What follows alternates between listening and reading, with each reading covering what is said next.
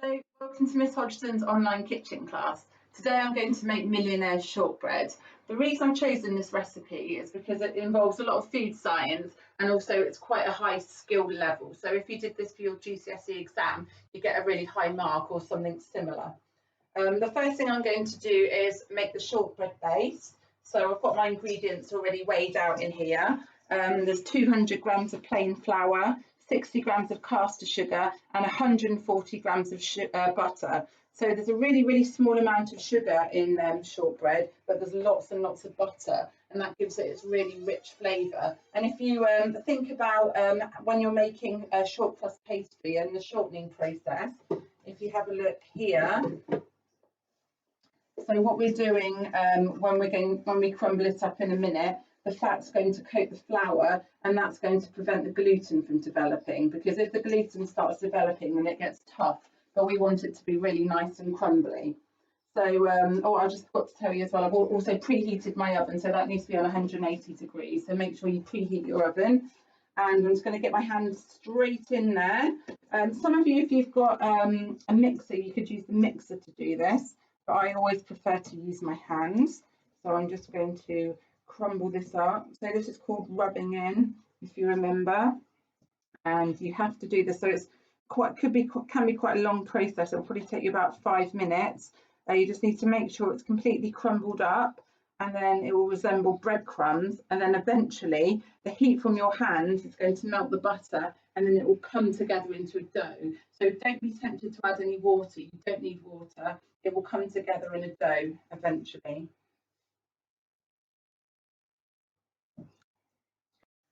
Okay, this has taken me about 5 minutes to get to this stage. So as you can see, it's resembling breadcrumbs and it's really soft. So I'm going to try and squeeze it together now. So just get it in your hands, and yes, it does. It forms into a dough. So I'm just going to push this into a lump of dough, and then I'm going to push it into my container. So I'm using this is a Le Creuset tin.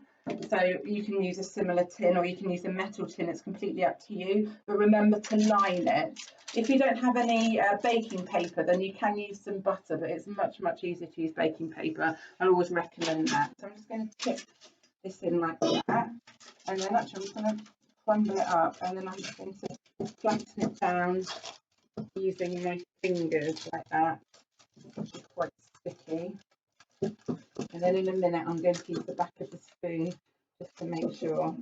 So I'm just going to get this off my fingers, and then I'm going to use the back of a spoon. Use this one, move it down, and then just pack it into all the corners like that. It doesn't matter if it's not perfectly smooth, because no one's obviously going to see this side of the shortbread.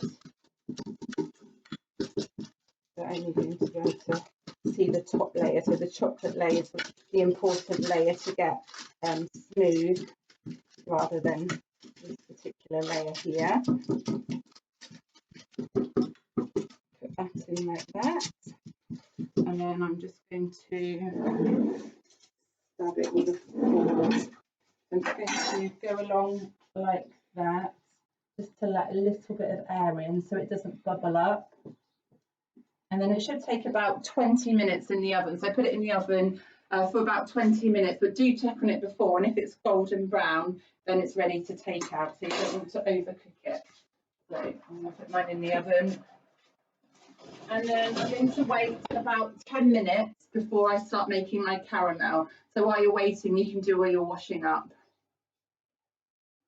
I've done my washing up and my shortbread's in the oven, so I'm going to make my caramel now. So I've already weighed out my sugar and my butter in the pan. So it's 50 grams of butter, 50 grams of sugar, and then I've got a whole tin of condensed milk. So that needs to go in. Condensed milk is basically just milk heated up really slowly with sugar, and that's why it's really thick and creamy, and it's very sweet as well. So if you want to just try a little bit of it, then you'll see that it's quite sweet and sickly, but once it's mixed with the butter and the sugar, then it makes a really nice flavour. Once this is heated up, it's going to caramelize, And if we go over to the cupboard, I'll just quickly explain caramelisation to you in a little bit more detail. So we did do caramelisation last term. So this is what the structure of the sugar looks like. The OH stands for hydroxide, the HO stands for holmium, and that's the structure. So when you apply heat to it, then the water evaporates, so it lets the water out, and then it divides up into glucose and fructose. And this is what the structure of those looks like. And they both have completely different flavours. So one of them is quite sweet and the other one's quite nutty. I'm going to go over here, and then I'm going to put this on the hob. And this all needs heating up together and bringing to the boil. So be really, really careful when you're bringing it to the boil, because I don't know if any of you have ever heated up sugar in a pan before, but it can catch on the edge and it can burn. And then once you've scraped all those burnt bits in, then you're going to have little flecks of black in, which obviously doesn't look very nice and doesn't taste very nice. So make sure you're stirring it all the time and making sure it doesn't catch on the edge. So you need to bring it to the boil, and then once it's bubbling, then you need to simmer it for 5 to 10 minutes. 10 minutes later, well, probably even a bit more than 10 minutes. This is taking quite a long time, but you need to persevere with it. Otherwise, it's not going to have the right texture and it's not going to set properly. So I had this on a really, really low heat, and I was just making sure it didn't catch on the edges. And as you can see, I don't know if you can tell from the video, but it has gone a shade darker. So you don't want it going too dark, and you don't want it staying the same colour as it originally was. Now, come over here. So I took my shortbread out of the oven just about 10 minutes ago, just as I started making the sauce, and it has cooled down a little bit. So I'm going to pour my caramel over here. Very sticky, so it should set without going in the fridge. So once you've spread all of this out, you need to put your caramel somewhere to cool. So don't put it directly into the fridge, otherwise it's going to lower the temperature of the fridge, and that might cause the fridge temperature to go lower, which you don't want. There we go. And then I'm just going to spread this around to the sides.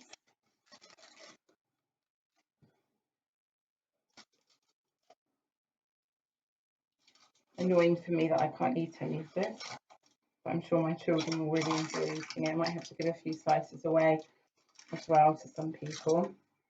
I'm sure they'll like that.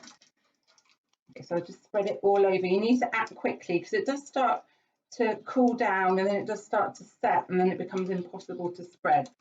So if you have a look there, it's spread evenly over the shortbread, and then if you leave that for about 15 minutes on the side, then it should cool down enough for you to do your chocolate. I'm going to go straight over to the chocolate now, actually.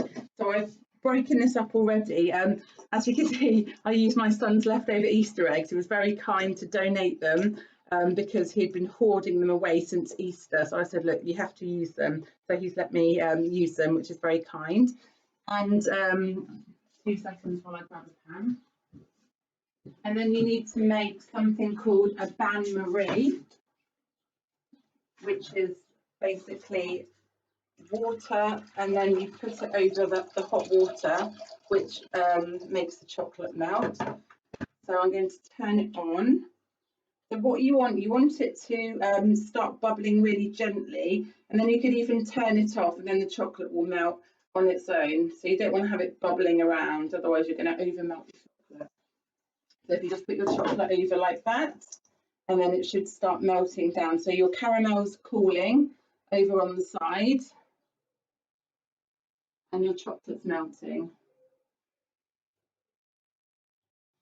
The chocolate's been melting for about 5 minutes and it's already melted, so I'm going to take it off the heat now. And because this was quite cheap Easter eggy chocolate, it is slightly grainy, so I'm just giving it a little bit of a stir around, and then I'm just going to try and evenly put it over the top,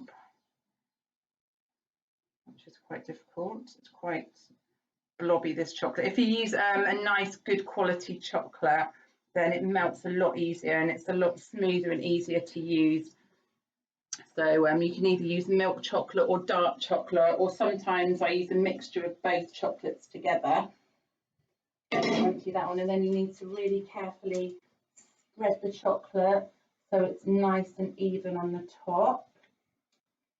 and then once it's cooled down on the side, it needs to go in the fridge for about half an hour or so before you cut it up, and then that just makes sure that it's set properly. It's going all the way to the edge. If you wanted to, what I sometimes do actually, if I have any white chocolate, I melt some white chocolate as well, and then I just do a little pattern, and then you can marble the top of it. I don't have any today. I'm just going to smooth it along like this. And then it needs to sit on the side until it's solidified. And then once it's solidified, it can go in the fridge for a short time.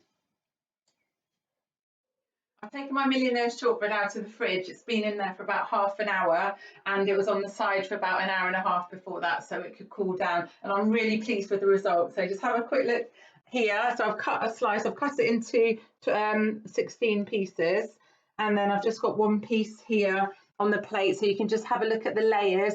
So you've got the shortbread, which is really thick, it's really crumbly, then you've got the caramel, and then you've got the chocolate on top. So I'm really pleased with that. I really hope you enjoy your Millionaire Shortbread. Thank you very much.